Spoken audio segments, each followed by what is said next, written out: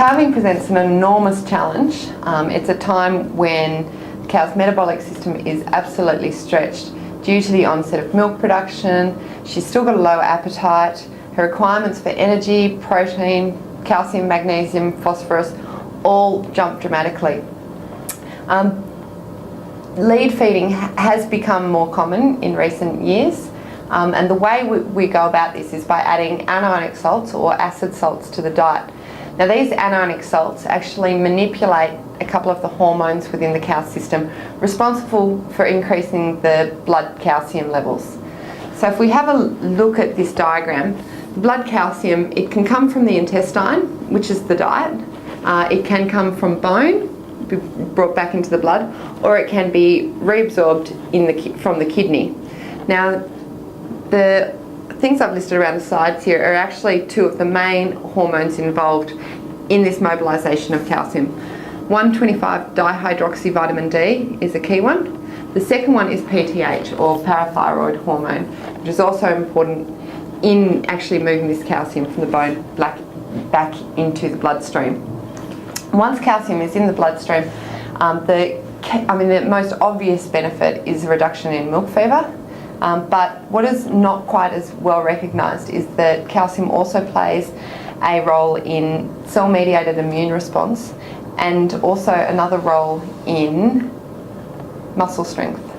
Now, with higher immune system function, we actually have lower cases of mastitis, lower cases of metritis, less retained afterbirth, less likelihood that a cow will get ketosis. So there are huge benefits relating back to the immune system, which can be tied to blood calcium. With regards to muscle strength, if we have strong abdominal muscles, this can prevent the abomasum from sliding around underneath the rumen or from twisting upon itself. So good calcium levels, strong muscles will also prevent displaced abomasums. Good calcium levels and high muscle strength also ensure that we've got strong and timely teat end closure. So we can also prevent cases of mastitis as well. So calcium is obviously one of the key reasons we need to be lead feeding. The anionic salts, as I said, allow us to manipulate these hormones. Another good component of a lead feeding diet, there's a product available now that's called High D. Now, High D is actually a hormone. It's called 25-hydroxyvitamin D3. And you can see from this rough diagram here what it is. It's a hormone that is involved in converting vitamin D, which comes from either the sunlight or from the diet, through to 1,25-dihydroxyvitamin D. Okay, so High D is a key middle component of the formation of this hormone, which is the hormone we discussed before that is so important in moving the calcium back into the bloodstream.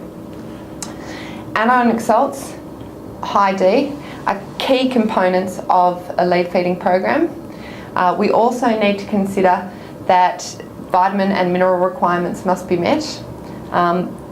Finally, we need to ensure that the diet is based around the diet that the cows will receive after they have calved.